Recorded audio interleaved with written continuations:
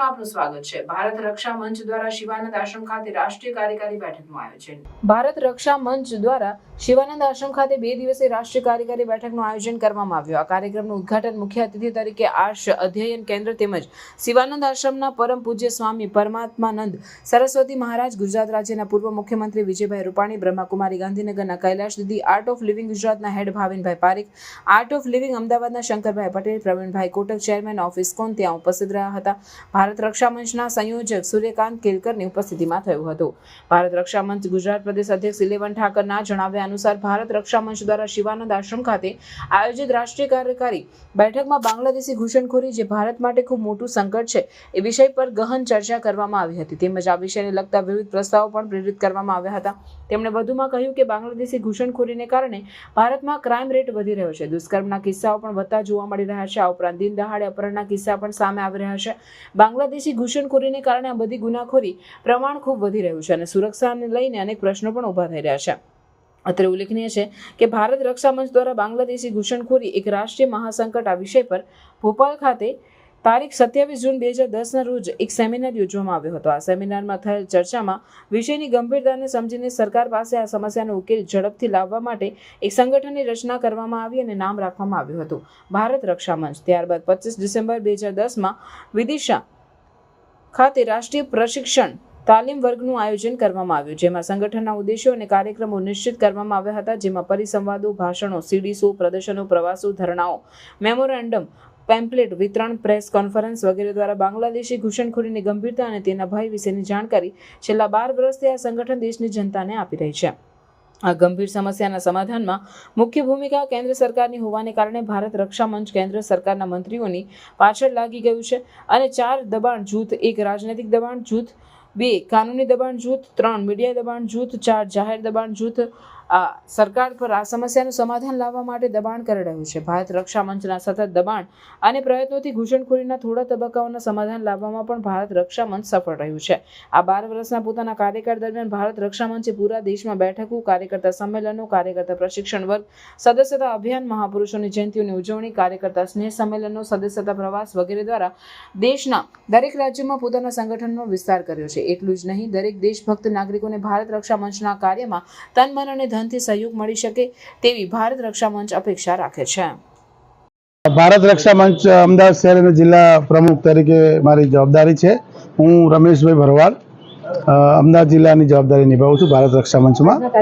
આજનો રાષ્ટ્રીય કાર્યક્રમ જે અહીંયા રાષ્ટ્રીય અધિવેશન હતું, એમાં ભારતભરમાંથી, પ્રદેશમાંથી જે પણ પદાધિકારીઓ આવેલા અને જે ભારતની અંદર જે ઘૂસપેઠીઓની જે વૃત્તિ ચાલી રહી છે, એ ઘૂસપેઠીઓ માટે ભારત રક્ષા મંચ ખાસ કરીને કાર્ય કરી રહ્યું છે કે જે ગુજરાત નહીં પણ પૂરા ભારતમાં જે આપણી બોર્ડરો છે પણ એ સલામત નથી। જે આવા ઘૂસપેઠીઓ દ્વારા કોઈને એમ કેમ પ્રકારે અંદર ઘૂસી જાય છે, ખોટા આધાર કાર્ડો બનાવે છે, ખોટા વોટર કાર્ડ બનાવે છે, એક પ્રકારની આ વોટ નીતિ માટે થઈ અને ભારતની સરહદોને આ લોકો લૂલી કરી નાખે છે। ભારતને કેવી રીતે બદનામ કરવું, ભારતને કેવી રીતે બરબાદ કરવું, એ પ્રકારની જે ઘૂસપેઠીઓની યોજનાઓ છે એને નિષ્ફળ બનાવવા માટે ભારત રક્ષા મંચના સર્વે કાર્યકરો હંમેશા રાત દિવસ એ લોકો એની પાછળ લાગેલા રહે છે સક્રિય રીતે।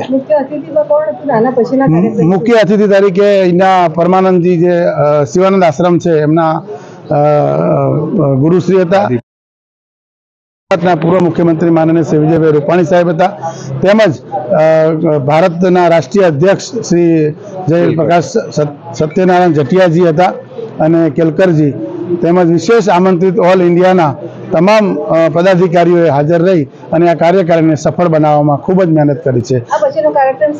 હવે પછીનો સત્ર ચાલુ થશે, જે આગળની રણનીતિ માટેની જે દરેક કાર્યકરો જે દેશભરમાંથી આવેલા છે એ લોકોને દરેક પ્રકારે હવે પછી ક્યાં કરવાનો છે, આપણે કેવી રીતે સરકાર જોડે રજૂઆત કરવાની છે, સરકારમાં આપણી રજૂઆત એને આગળ કેવી રીતે પહોંચાડવી, એના માટેનું પ્લાનિંગ રહેશે। રક્ષા મંચ દેશ આખાનું સંગઠન છે અને ભારત રક્ષા મંચનો મુખ્ય હેતુ કે ભારતની રક્ષા, ખાસ કરીને અત્યારે મુખ્ય મુદ્દો એમનો જે ઘૂસપેઠીઓ દેશમાં આવી રહ્યા છે અને એને કારણે દેશને ઘણું નુકસાન પણ થઈ રહ્યું છે. દેશની એકતા અખંડિતતા પણ જોખમાઈ રહી છે. દેશની આર્થિક સ્થિતિને પણ ડામાડોળ કરી રહી છે.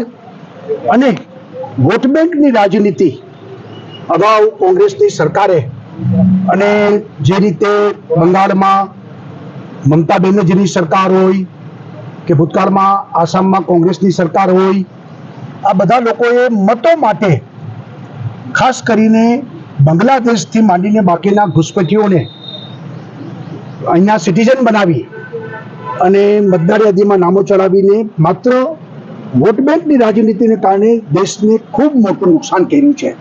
ત્યારે આ ભારત રક્ષા મંચ એની રાષ્ટ્રીય કાર્યકારિણી અહીંયા અમદાવાદ ખાતે મળી રહી છે. આજે એમનું ઉદ્ઘાટન થયું અને 2 દિવસ વિચાર મંથન કરવાની છે. ઘૂસપેઠીઓને માટે દેશમાં કડક કાયદા બને, ઘૂસપેઠીઓને બધાને પાછા મોકલવામાં આવે, આ પ્રકારની એમની ચળવળ એ કરી રહ્યા છે. અને દેશના ખરા અર્થમાં દેશભક્ત અને દેશનો જાગૃત નાગરિક આ વાતમાં એમની સાથે છે, એમને સમર્થન આપી રહ્યો છે. અને આવનારા દિવસોમાં ભારતને વધુ સુરક્ષિત કરવા માટે આ ભારત વિચાર મંચ આગળ વધવાનું છે.